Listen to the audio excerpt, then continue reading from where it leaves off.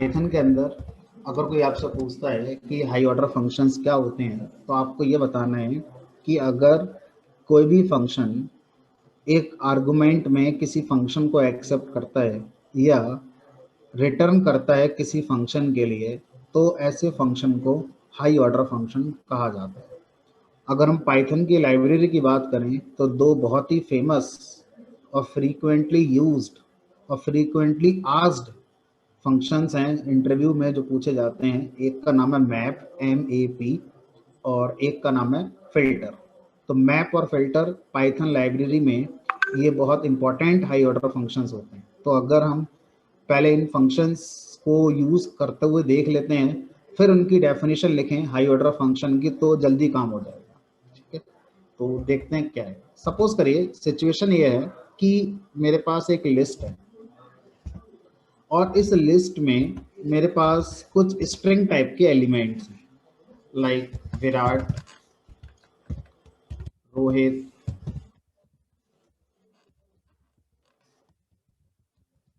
पांड्या, सोनू। इस तरह से मेरे पास कुछ एक लिस्ट है और इस लिस्ट के अंदर ये एलिमेंट्स रखे हैं ना। My requirement is what? My requirement is I need to get the length of each string present in this list. इस लिस्ट के अंदर जितने भी स्ट्रिंग एलिमेंट्स प्रेजेंट हैं उन सब की मुझे लेंथ निकालनी है। So if you right like this, print lane of L, it means len function will return the length of this list, and the length of this list is 1, 2, 3, 4. मुझे ये नहीं चाहिए। मुझे क्या चाहिए? मुझे इस लिस्ट में हर एलिमेंट जो एक अपने आप में स्ट्रिंग है उसकी लेंथ चाहिए। इसकी मुझे लेंथ चाहिए, इसकी भी लेंथ चाहिए। तो आप क्या करेंगे?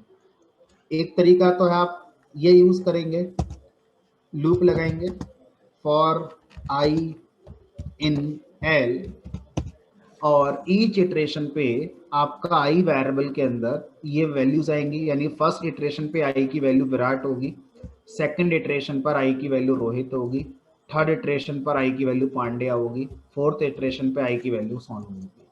अब आप क्या कर सकते हैं, यहाँ पर प्रिंट कर सकते हैं lane of I. It means यहाँ पर इस लूप से इस लिस्ट को इटरेट किया जा रहा है और हर इटरेशन पर आई हमारा एक स्ट्रिंग एलिमेंट जो कि लिस्ट के अंदर है उसको रिप्रेजेंट करेगा, और फिर हम लूप के अंदर जाकर उस स्ट्रिंग एलिमेंट जो आई से रिप्रेजेंट हो रहा है उसकी लेंथ यहाँ पर हम निकालेंगे। ठीक है, now if I run this code, see what will happen. ये तो लिस्ट की लेंथ हो गई। अब जो 5 आ रहा है ये लिस्ट के अंदर जो पहला एलिमेंट है इसकी लेंथ है, और ये सेकंड एलिमेंट की लेंथ है रोहित, ये थर्ड, ये फोर्थ। अब यहाँ पर ये काम जो मैंने अभी मैन्युअली किया है, इसी काम को अगर मैं पाइथन के एक लाइब्रेरी फंक्शन के थ्रू करना चाहूँ तो बड़ी आसानी से कर सकता हूँ, जिसका नाम है मैप। मैप फंक्शन का नाम होता है मैप करना, मैपिंग करना, है ना। मैप फंक्शन क्या करेगा, ये अपने आप में एक फंक्शन है और ये आपसे एक फंक्शन का नाम आर्गुमेंट में मांगेगा।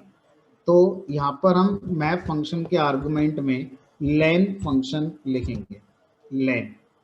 और इस लेन फंक्शन को हम मैप करना चाहते हैं किसके लिए? किसी लिस्ट के इंडिविजुअल एलिमेंट्स के लिए। जितने भी इंडिविजुअल एलिमेंट्स हैं उन सब के साथ हम लेन फंक्शन को मैप करना चाहते हैं। इट मींस हम चाहते हैं कि उस लिस्ट के हर एलिमेंट पर लेन फंक्शन चले, इसी तरह से जिस तरह से मैंने लूप लगाकर चलाया है। तो मैप फंक्शन को सेकंड आर्गुमेंट मुझे वो list, tuple, set, range function देना है, यानी कि हम सेकंड आर्गुमेंट में कोई भी डेटा स्ट्रक्चर दे सकते हैं।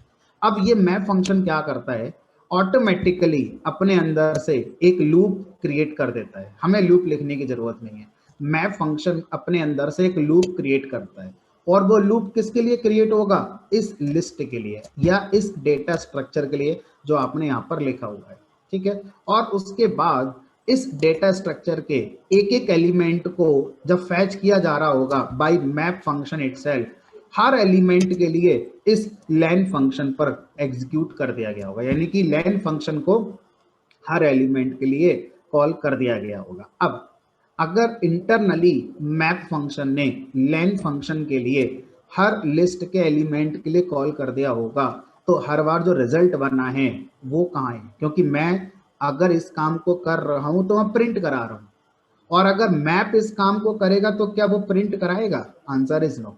मैप इस काम को प्रिंट नहीं करता, तो क्या करेगा फिर, इंटरनली मैप एक बफर क्रिएट करेगा, एक बफर बनाएगा जिसको हम मैप बफर कहते हैं, मैप बफर। और उस बफर के अंदर हर बार लेन फंक्शन का जो रिजल्ट आया होगा इस लिस्ट के एलिमेंट के लिए वो एक बफर में स्टोर कर देगा, यानी कि 1 2 3 4 5, यानी कि 5 यहां पर आ गया। फिर अगली बार 1 2 3 4 5, 5 फिर आ गया। फिर 1 2 3 4 5 6 7 यहाँ आ गया, डॉट डॉट डॉट डॉट, ठीक है। क्या करेगा, ये बफर आपको वापस कर देगा, यानी कि मैप फंक्शन अपने अंदर से दो चीजें आपसे मांग रहा है। लेन एक फंक्शन एज आर्गुमेंट जिसका नाम आप कुछ भी रख सकते हैं, तो मैंने एग्जांपल में लेन रखा है। लेन भी एक पाइथन का लाइब्रेरी फंक्शन ही है। मैं यहाँ पर अपना फंक्शन भी पास कर सकता हूँ, वो भी करना सीखेंगे अभी, ठीक है। और यहाँ पर एक सीक्वेंस लिखनी है, यानी डेटा स्ट्रक्चर लिखना है। ये लिस्ट हो सकता है, टपल भी हो सकता है, सेट भी हो सकता है, रेंज फंक्शन से जो सीक्वेंस बनती है वो भी ये हो सकती है, ठीक है। और मुझे क्या मिला, वो मैप बफर मिलेगा। अब ये जो मैप बफर है, अगर मैं इसको प्रिंट कराऊंगा तो ये प्रिंटेबल नहीं होगा, और ये क्या करेगा, अपना एड्रेस प्रिंट कर देगा कि मैं मेमोरी में इस एड्रेस पर आ चुका हूं, ठीक है। देखो, तो इसने बता दिया कि मैं एक मैप बफर हूं, भूल जाओ ऑब्जेक्ट क्या है, मान लो ये बफर है, ये मैप बफर है जो मेमोरी में इस एड्रेस पर आ चुका है। अब मुझे इस एड्रेस का क्या करना, मैं तो इस बफर के अंदर जो रिजल्ट रखा हुआ है हर एलिमेंट की लेंथ वो चाहिए मुझे। तो उसके लिए फिर क्या बताया, आप इस बफर को जब प्रिंट कराना चाहते हैं तो किसी भी सीक्वेंस में कन्वर्ट करके आप प्रिंट करा सकते हैं, आप लिस्ट में कन्वर्ट करके प्रिंट करा लीजिए, यानी कि आप उस बफर को क्या कर रहे हैं, लिस्ट में कन्वर्ट करके प्रिंट कराएंगे, तो वो अपने अंदर के एलिमेंट प्रिंट कराएंगे। क्या आ रहा है आउटपुट आपका, सेम 5 5 7, ठीक है। फिर से देखो इसका एग्जीक्यूशन, ठीक है। तो यही चीज मैं मैन्युअली खुद से कर रहा था, यही काम किसने कर दिया, मैप फंक्शन ने कर दिया, मुझे कोई लूप लगाने की जरूरत ही नहीं है, ठीक है। अब सोचिए, अगर मैं लिस्ट की जगह टपल में उस बफर को कन्वर्ट करके प्रिंट कराऊं तो आपकी रिक्वायरमेंट है, आप देखिए आप कैसे करना चाहते हैं, टपल में आ जाएगा। अच्छा, आप बोले सर सेट में करना चाहें तो देखो कर सकते हैं सिंटैक्टिकली, बट कॉन्सेप्चुअली ये सही नहीं रहेगा, क्योंकि सेट ना डुप्लीकेट अलाउड नहीं करता। इस बफर के अंदर दो रिजल्ट की वैल्यू सेम हो सकती है, बट सेट क्या बोलेगा, मैं तो यूनिकनेस मेंटेन करता हूँ, मैं तो डुप्लीकेट वैल्यूज अलाउ करूंगा नहीं। तो आपका जो रिजल्ट आएगा आपको लगेगा पता नहीं क्या रिजल्ट दे दिया ये, 4 5 7। अब पता नहीं 4 किसकी लेंथ है, क्योंकि सेट ऑर्डर भी तो नहीं होता, सेट में कोई सा एलिमेंट कहीं भी आ जाता है, इसलिए हम कभी भी इसको सेट तो शायद नहीं बनाएंगे, ठीक है। या तो लिस्ट बना के चलेंगे या टपल बनाकर चलेंगे, डिपेंडिंग ऑन योर रिक्वायरमेंट, जो आपकी रिक्वायरमेंट है वो आप लिख सकते हैं, ठीक है। फिर यहाँ लिख दिया मैंने प्रिंट टपल। इस बात का ध्यान रखना है कि एक बार आपने जो मैप बफर मिला था उसको अगर आपने किसी लिस्ट में या टपल में कन्वर्ट कर लिया है और दोबारा भी कन्वर्ट करना चाहते हैं तो नहीं कर सकते। एक ही बार इस बफर का कन्वर्जन किसी लिस्ट में, टपल में, सेट में आप कर सकते हैं, एक साथ दो में कन्वर्जन नहीं कर पाएंगे, करेंगे तो एरर भी नहीं आएगी, लेकिन अगली बार में क्या मिलेगा आपको, एम्प्टी मिलेगा। तो या तो लिस्ट में करो या टपल में या सेट में, एक साथ दोनों में आप यहां पर नहीं कर सकते, ठीक है। चलिए, तो इस तरह से हम क्या कर सकते हैं, मैप फंक्शन को समझ सकते हैं, ठीक है। अब इसको और यूज करते हैं। यहां पर मैंने क्या करा, मैंने इस बार मैं ये चाहता हूं कि हर स्ट्रिंग में जो सबसे बड़ा लेटर है ABCD का वो पता हो जाए।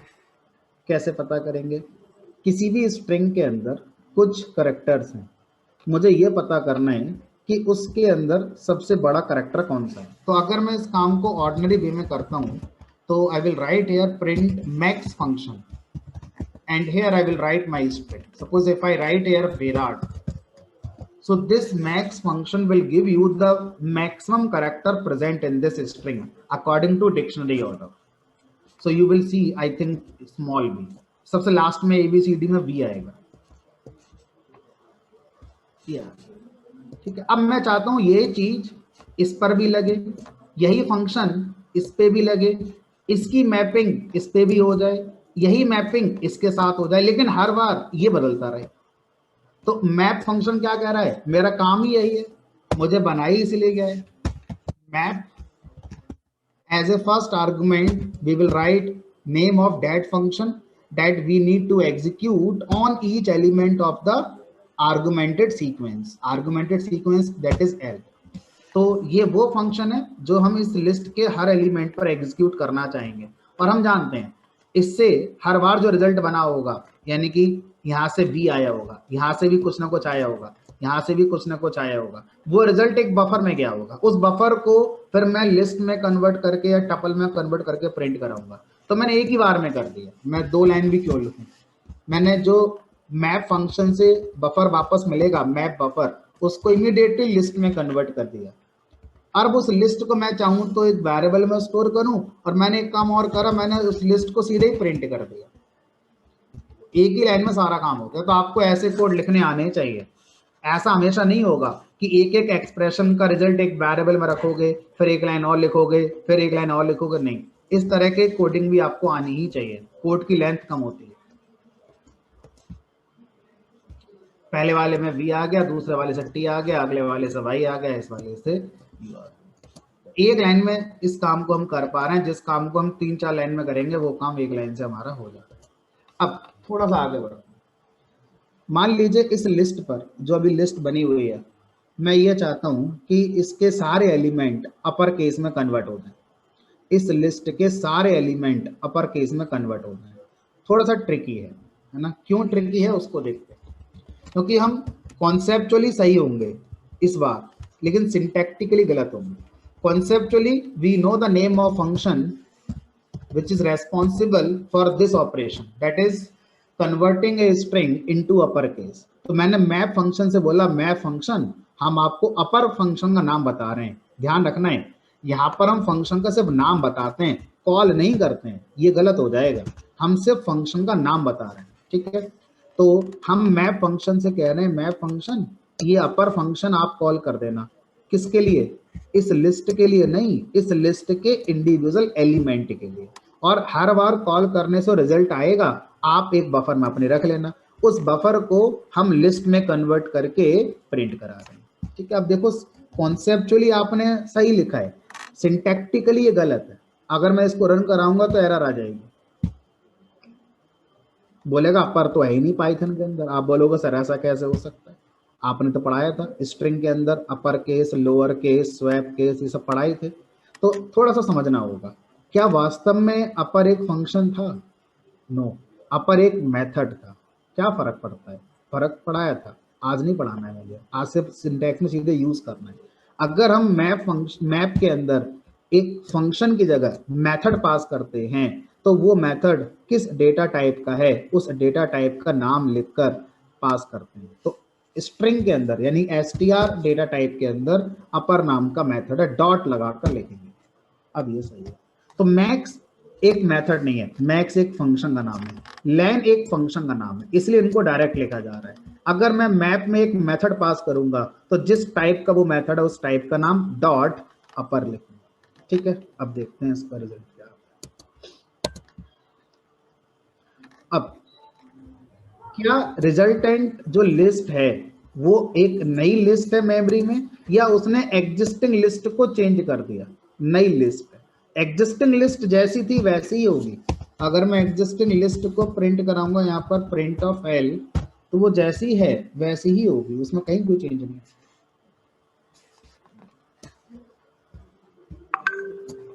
फाइन।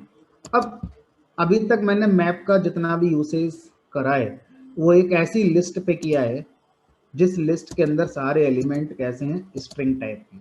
थोड़ा सा सिनेरियो को चेंज करते हैं, ठीक है, फिर देखते हैं कैसे और हम मैप फंक्शन को अच्छे से समझ सकते हैं। तो इस बार अब मैं पहले हाई ऑर्डर फंक्शन की डेफिनेशन लिख दूं। क्या है मैप फंक्शन? एक हाई ऑर्डर फंक्शन है पाइथन लाइब्रेरी का।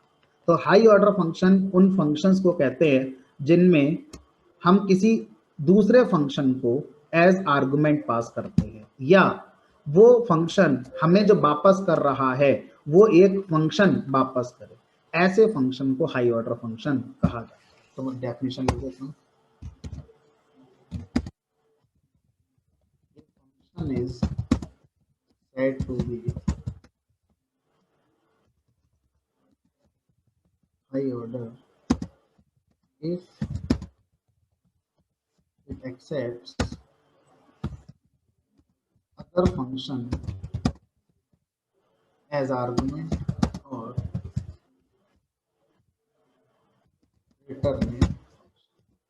तो ऐसा फंक्शन हाई ऑर्डर फंक्शन कहलाता है। अब थोड़ा सा और प्रैक्टिस करते हैं मैप फंक्शन।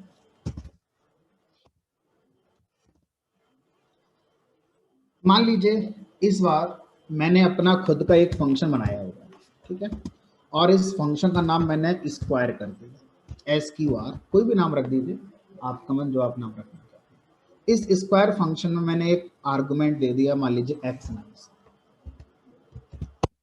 अब ये फंक्शन क्या करता है, ये फंक्शन रिटर्न करता है जो भी x में आएगा उसका स्क्वायर, x इंटू, बस इतना। मैंने क्या करा, मैंने एक फंक्शन और बनाया जिसका नाम कर दिया क्यूब। ये भी आपसे एक आर्गुमेंट एक्सेप्ट करेगा और ये क्या रिटर्न कर देगा, ये रिटर्न कर देगा जो भी x में वैल्यू आई है उसका क्यूब बनाकर, x into x into x. अगर मैं इन दोनों फंक्शंस को मैन्युअली एग्जीक्यूट करना चाहूँ तो मैं लिखूंगा यहाँ पर प्रिंट SQR। मान लीजिए मुझे स्क्वायर करना है 5 का, तो 5 का स्क्वायर 25 होता है। तो जब ये फंक्शन एग्जीक्यूट होगा स्क्वायर, तो 5 हमारा पास होगा x के लिए, और यहाँ से 5 इंटू 5 दैट इज 25 रिटर्न हो जाएगा। जो रिटर्न होगा प्रिंट फंक्शन उसको प्रिंट कर देगा, ठीक है। तो इस तरह से ये हमारा क्या हो गया, स्क्वायर फंक्शन हमारा एग्जीक्यूट हो जाएगा। इसी तरह से मैं चाहता हूँ जो मेरा क्यूब फंक्शन है ये भी मेरा रिटर्न हो जाए। तो ये कैसे रिटर्न होगा उसको देखते हैं। ये लिखेंगे प्रिंट क्यूब, और यहाँ लिख दिया मान लीजिए मैंने 5। तो ये क्या करेगा, क्यूब फंक्शन x में 5 रिसीव करेगा जो कि मैंने यहाँ से पास करा है, और उसका क्यूब बनाकर मुझे वापस कर देगा। ठीक है, समझ में आ जाता है। अब मुझे क्या करना है, मुझसे कहा गया कि मेरे पास एक लिस्ट, उस लिस्ट में कुछ वैल्यूज रखी हुई हैं, ठीक है, 2 3 या 1 2 3 4 5 ऐसे कर देते हैं ना, जिससे कि समझना आसान हो जाए। कुछ भी हो सकती हैं वैल्यूज, लेकिन मेक श्योर कि जो वैल्यूज हैं वो न्यूमेरिक होनी चाहिए, है ना, स्ट्रिंग नहीं होनी चाहिए। इस बार क्या चाहते हैं हम ये चाहते हैं कि ये स्क्वायर फंक्शन इस लिस्ट पर नहीं, इस लिस्ट के इंडिविजुअल एलिमेंट्स पर कॉल हो जाए, यानी कि 1 पर भी चले, 2 पर भी चले, 3 पर भी चले, 4 पर भी चले, 5 पर भी चले, और मुझे मैन्युअली इसमें से एक एलिमेंट निकाले, लूप लगाऊं, फिर कॉल करूं, मुझे ना करना पड़े, कोई कर दे मेरे लिए इस काम को। तो जो कोई है उसका नाम मैप फंक्शन है, यहाँ क्या लिखेंगे, मैप। अब मैप फंक्शन से इस बार हम क्या बोलेंगे कि मैप, आपने क्या करना है, स्क्वायर फंक्शन कॉल कराना है, तो उसका नाम लिख दीजिए SQR। ध्यान रखना, कॉल नहीं कराना है, सिर्फ नाम बताना है। अब मैप फंक्शन बोलेगा अच्छा ठीक है मैं स्क्वायर फंक्शन कॉल कर दूंगा, लेकिन ये तो बताइए कि किस लिस्ट के एलिमेंट के लिए या किस सीक्वेंस के एलिमेंट के लिए। तो मैंने बता दिया L। अब मैप फंक्शन क्या करेगा, इस लिस्ट के हर एलिमेंट के लिए स्क्वायर फंक्शन कॉल करेगा और हर बार x में क्या पास करेगा, एलिमेंट, यानी कि पहली बार 1 पास करेगा, वापस आया 1 into 1, रिजल्ट मैप उसे बफर में स्टोर कर लेगा, फिर स्क्वायर दोबारा कॉल करा, x में आ गया 2, 2 into 2 4, 4 कहाँ गया, उसी बफर में स्टोर करता चला जाएगा। अब उस बफर को आपने लिस्ट में कन्वर्ट कर लिया,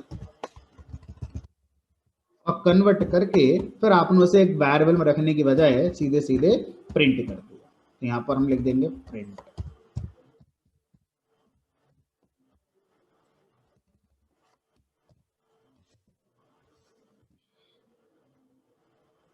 अब हम चाहते हैं इसी लिस्ट के सारे एलिमेंट का क्यूब निकाल लिया जाए। तो सिर्फ मैप फंक्शन को क्या बताना है कि मैप फंक्शन इस बार हर एलिमेंट का स्क्वायर नहीं करना है, इस बार हर एलिमेंट का क्यूब निकालना है, और जो क्यूब निकालने वाला फंक्शन है उसका नाम ये है। ठीक है, तो इस तरह से हम क्या कर सकते हैं, क्यूब को यहाँ पर हम निकाल सकते हैं।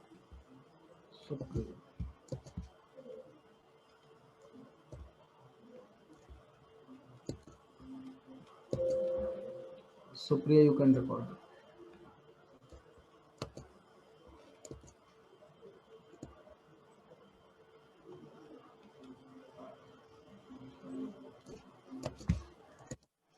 अब इसको जब रन कराएंगे तो ये आपका 1 8 27 64 ऐसे आ जाएगा। अब इस बार लिस्ट की जगह कुछ और यूज करके देखते हैं, क्योंकि आपने यहाँ पर अलग अलग यूज करना सिखा दिया। थोड़ा थोड़ा अगर मोटा मोटा समझें तो यहाँ पर एक लाइब्रेरी फंक्शन ने यूज करा, मैक्स फंक्शन, लेन फंक्शन, यहाँ पर मैं अपना वाला फंक्शन बना के भी यूज कर पाता हूँ। तो यहाँ पर मैं एक फंक्शन का नाम देना है, नो मैटर वो लाइब्रेरी का फंक्शन है या आपका अपना बनाया हुआ कोई फंक्शन है। ठीक है, अब यहाँ पर हम लिस्ट की जगह कुछ और लिखकर देखना चाहते हैं। तो मैं यही चाहता हूँ कि हर एलिमेंट का स्क्वायर हो जाए, लेकिन वो स्क्वायर जिस लिस्ट का होगा वो लिस्ट नहीं है। हमारे पास रेंज फंक्शन होता है, रेंज फंक्शन से मैं कुछ नंबर जनरेट करूंगा 10 से लेके 20 तक। तो इस रेंज फंक्शन के थ्रू यहाँ पर एक सीक्वेंस बनकर आएगी, और वो सीक्वेंस के एलिमेंट क्या होंगे, 10 से लेकर 20 तक, क्योंकि 10 इंक्लूसिव होगा, 21 एक्सक्लूसिव होगा। अब वो जो एलिमेंट्स निकलेंगे रेंज से, उन एलिमेंट्स के लिए मैप फंक्शन स्क्वायर कॉल करेगा। तो आप आउटपुट में देखेंगे 10 का स्क्वायर, फिर 11 का स्क्वायर, इस तरह से अप टू 20 का स्क्वायर तक आप देखेंगे।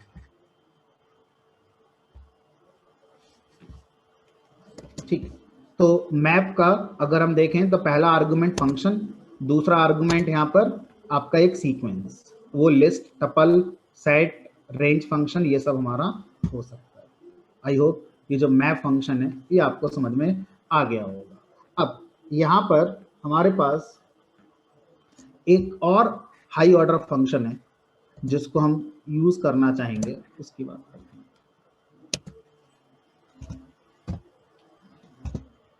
तो इस बार सिनेरियो थोड़ा चेंज, मेरे पास एक फंक्शन है और इस फंक्शन का नाम मैंने रख दिया, मान लीजिए चेक, कुछ भी रख दीजिए, है ना, आपका खुद का फंक्शन है, आप जो चाहें वो नाम रख सकते हैं।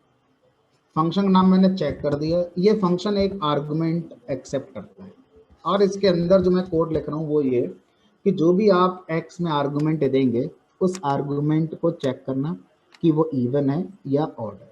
So you can write if x remainder 2 equal to 0, it means x is completely divisible by 2. So if a number is divisible by 2, that means remainder is 0. तो रिमाइंडर कैसे निकालते हैं, इस सिंबल का यूज करके निकालते हैं। अब आप बोले सर ये लगा दें, तो क्योंकि बोला तो आपने मुंह से यही है कि डिविजिबल बाई 2, तो डिविजिबल का मतलब ये नहीं होता, डिविजिबल का मतलब होता है मैथमेटिकली जिसका रिमाइंडर 0 आए हमारा। तो अगर मैं ये लगा दूंगा तो, और मान लीजिए यहाँ पर x की वैल्यू 10 आ जाए, just for example if x की वैल्यू 10 हो तो 10 डिवाइडेड बाई 2, इसका रिजल्ट तो 5 आएगा ना, और 5 0 का बराबर नहीं हो सकता। तो ये क्या बोलेगा, ये बोलेगा इवन नंबर नहीं है, जबकि x तो इवन है। तो क्या चेक करें, जब आपने 10 को 2 से डिवाइड करा तो कोशेंट चेक नहीं करना है, जो भागफल आया वो चेक नहीं करना है, हमें शेषफल चेक करना है, डेट इज रिमाइंडर हमें चेक करना है। और रिमाइंडर कैसे निकालते हैं, रिमाइंडर निकालते हैं मॉडुलस सिंबल का यूज करके। Fine, now if x modulus 2 equal to 0, return आप करेंगे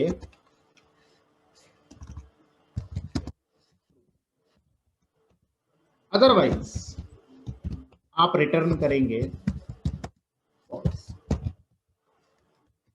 अब आप क्या चाहते हैं, आप इस फंक्शन को मैन्युअली एग्जीक्यूट करना चाहते हैं और इससे जो रिजल्ट रिटर्न होकर आ रहा है उस रिजल्ट को प्रिंट कराना चाहते हैं। तो हमने सीधा प्रिंट फंक्शन का यूज किया और इस प्रिंट फंक्शन के अंदर हमने चेक फंक्शन को कॉल कर दिया और इस चेक फंक्शन के अंदर हमने यहाँ पर एक वैल्यू पास कर दी लाइक 10। तो अब ये चेक फंक्शन एग्जीक्यूट होगा, x में 10 मान लीजिए, और उसके अकॉर्डिंग इफ ट्रू हो जाएगा और रिटर्न क्या आ जाएगा, ट्रू, और यहां से रिटर्न होकर आएगा फॉल्स। यानी कि 10 एक इवन नंबर, ठीक है। तो अगर हमारा फंक्शन ट्रू वापस कर रहा है तो इवन नंबर है, और अगर ये फॉल्स वापस कर रहा है तो वो ऑड नंबर है। अगर मैं लिख दूं यहाँ पर 9 फॉल्स। अब ये मत कह देना कि 9 3 से डिविजिबल होता है। तो मैथमेटिकली जिन लोगों ने ये कॉन्सेप्ट बनाया इवन ऑड का, उन्होंने यही बताया कि भाई डिविजिबिलिटी 2 से चेक करनी है, ऐसा नहीं है 3 से कर दो 4 से कर दो। तो 9 को 2 से डिवाइड करेंगे तो रिमाइंडर 0 कभी नहीं आएगा।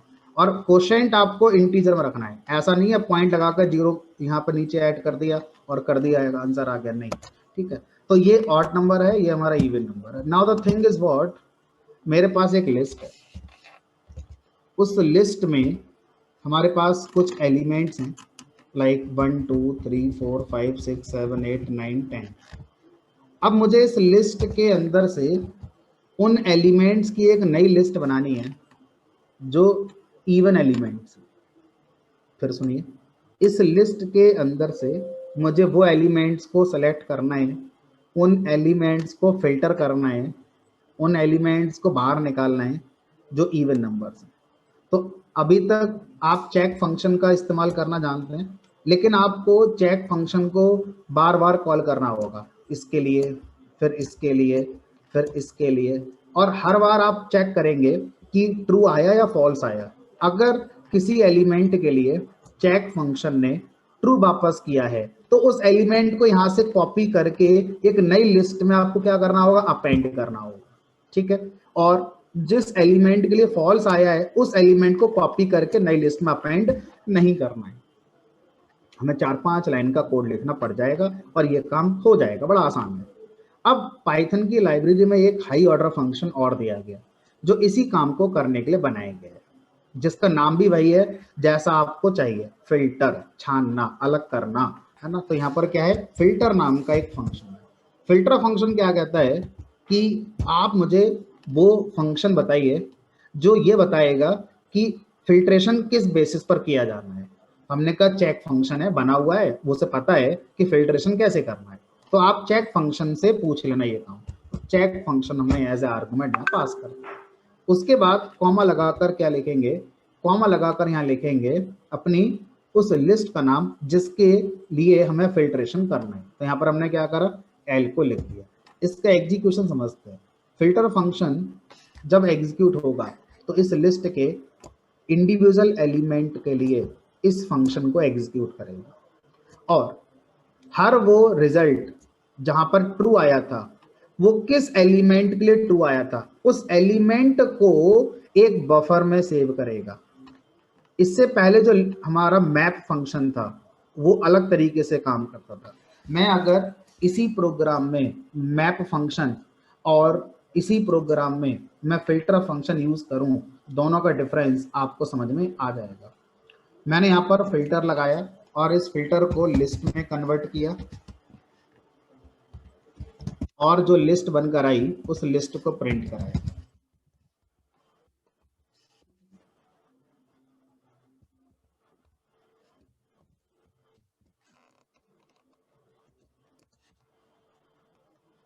दो चार छः आठ 10। अब मैंने सोचा क्या जो मैप फंक्शन है वो यहाँ पर यूज नहीं हो सकता, हमने कहा बिल्कुल हो सकता। दोनों के डिफरेंस को आपको समझना होगा, कौन क्या कैसे काम करता है। तो जो मैप फंक्शन है इसका बिहेवियर, ये जो इंटरनल बफर बनता है हमारा, इस बफर के अंदर कौन आएगा, मैप फंक्शन ने इस चेक फंक्शन को इस लिस्ट के हर एलिमेंट के लिए कॉल किया, क्या रिजल्ट आया रिटर्न होकर? हमने कहा रिटर्न होकर ट्रू आ रहा है या फॉल्स आ रहा है। तो लिस्ट के पहले एलिमेंट के लिए क्या आएगा? पहले एलिमेंट के लिए फॉल्स आएगा, तो फॉल्स बफर में आके स्टोर होगा। दूसरा एलिमेंट के लिए हमने कहा इसके लिए ट्रू आएगा, इस लॉजिक के हिसाब से, तो ट्रू आके स्टोर हो जाएगा। यानी कि इस बफर में 10 आउटपुट होंगे, किसी आउटपुट की वैल्यू ट्रू होगी या किसी की वैल्यू फॉल्स होगी, क्योंकि इस फंक्शन से दो ही चीज रिटर्न हो रही हैं, या तो ट्रू रिटर्न हो रहा है या हमारा फॉल्स रिटर्न हो रहा है। अब जो फिल्टर है इसका बिहेवियर समझिए। ये जो बैकएंड में बफर बनाता है, उस बफर के अंदर क्या स्टोर करता है? इस फिल्टर फंक्शन ने इस लिस्ट के पहले एलिमेंट के लिए चेक फंक्शन कॉल किया। ये जो लिस्ट का पहला एलिमेंट है वो है 1। 1 के लिए इस फंक्शन ने वापस करा फॉल्स। फिल्टर ने बफर के अंदर फॉल्स स्टोर नहीं करा। उसके बाद अब क्या हुआ यहाँ पर? फिल्टर ने क्या स्टोर करा? कुछ नहीं करा, बफर खाली रह गया। कोई बात नहीं। अब फिल्टर ने क्या करा? इस लिस्ट का दूसरा एलिमेंट उठाया। दूसरा एलिमेंट कौन है? हमने कहा 2। इस 2 के लिए यह फंक्शन चलाया और यहां से क्या वापस आया? ट्रू। अब जब यहां से ट्रू आया तो बफर के अंदर ट्रू स्टोर नहीं हुआ। हमने कहा ऐसे बफर तो खाली रह जाएगा। हमने कहा नहीं रहेगा। अब समझिए आगे, अगर लिस्ट के किसी एलिमेंट पर इस फंक्शन के चलने से ट्रू वापस आता है तो वो कौन सा एलिमेंट था जिसके लिए अभी ट्रू आया है? उस एलिमेंट को यहां रखेंगे। समझ रहे हो? यहां पर जो रिजल्ट वापस आता है सीधे सीधे वो रिजल्ट रखा जाता है। यहां पर रिजल्ट नहीं रखते हैं, यहां पर ट्रू फॉल्स आना चाहिए, और अगर वो फॉल्स आ रहा है तो बफर में कुछ चेंजेस नहीं होंगे, और अगर वो ट्रू वापस कर रहा है तो किस एलिमेंट के लिए ट्रू वापस हुआ है वो actual element as it is buffer में आकर सेव हो जाएगा। तो इसलिए यहाँ पर 2 आएगा, 4 आएगा, 6 आएगा, 8 आएगा, 10 आएगा। यानी कि इस बफर के अंदर उतने एलिमेंट नहीं होंगे जितने एक्चुअल लिस्ट के अंदर थे। भाई नाम ही इसका फिल्टर करना है तो उतने एलिमेंट के होंगे यहाँ पर। और बफर का ये जो मैप का बफर बनेगा इसमें उतने ही आउटपुट होंगे जितने मेन एलिमेंट, जितने मेन लिस्ट के अंदर थे। और यहाँ पर आउटपुट वैल्यूज स्टोर होंगी, एक्चुअल एलिमेंट्स नहीं आएंगे। यहाँ पर एक्चुअल एलिमेंट्स आएंगे वो जिनके लिए आपका फंक्शन, आर्गुमेंटेड फंक्शन ट्रू कह रहा है। ठीक है, तो इस तरह से हमारा मैप और काम सर फिल्टर वैल्यू जो है हमेशा इवन वैल्यूज ही देगी क्या? नहीं, इसको इवन ऑड आते ही नहीं है चेक फंक्शन को, फिल्टर फंक्शन को। फिल्टर फंक्शन को एक बात बताई गई है कि ये फंक्शन जब आपको इवन वापस करेगा तो इस लिस्ट के किस एलिमेंट के लिए इवन देता है, उन एलिमेंट्स को आप स्टोर करना बफर के अंदर बस। तो इसको मतलब है इवन ऑड से, इवन सॉरी ट्रू फॉल्स से, ना कि इवन ऑड से। यानी कि फिल्टर फंक्शन यहां पर जो फंक्शन आपसे मांग रहा है उस फंक्शन की रिटर्न वैल्यू क्या होनी चाहिए? ट्रू या फॉल्स होनी चाहिए। चलो, सर सपोज इसमें हमें अगर फॉल्स वैल्यू मतलब ऑड वैल्यूज चाहिए होंगी तो क्या लिखेंगे? इस फंक्शन को उल्टा कर दो, रिटर्न फॉल्स, रिटर्न ट्रू। अच्छा तो मतलब ये वही चलाएगा जो इफ में लिख रखा होगा, जो हमने पहले दे रखा होगा। सीधी सी बात है, ये वो चलाएगा जिसके लिए एलिमेंट, जिसके लिए आर्गुमेंटेड फंक्शन ने ट्रू दिया है। तो इस बार आप ट्रू कब वापस कर रहे हैं? जब एलिमेंट ये कंडीशन सेटिस्फाई ना करे। ठीक है, आप दोनों जगह ट्रू लिख दीजिए, यहाँ भी ट्रू लिख दीजिए, यहाँ भी ट्रू लिख दीजिए। अब क्या करेगा? फिल्टर में कितने एलिमेंट आएंगे? सारे आ जाएंगे, क्योंकि हर बार चेक फंक्शन क्या कह रहा है? ट्रू ही कह रहा है,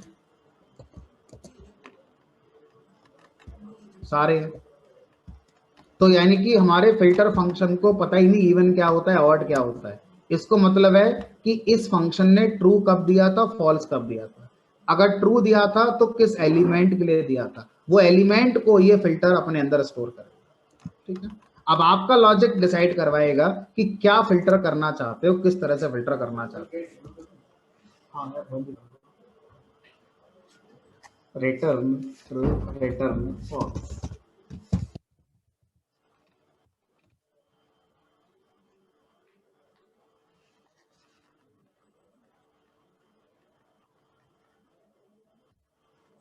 चलिए तो ये हो गया फिल्टर और मैप फंक्शन।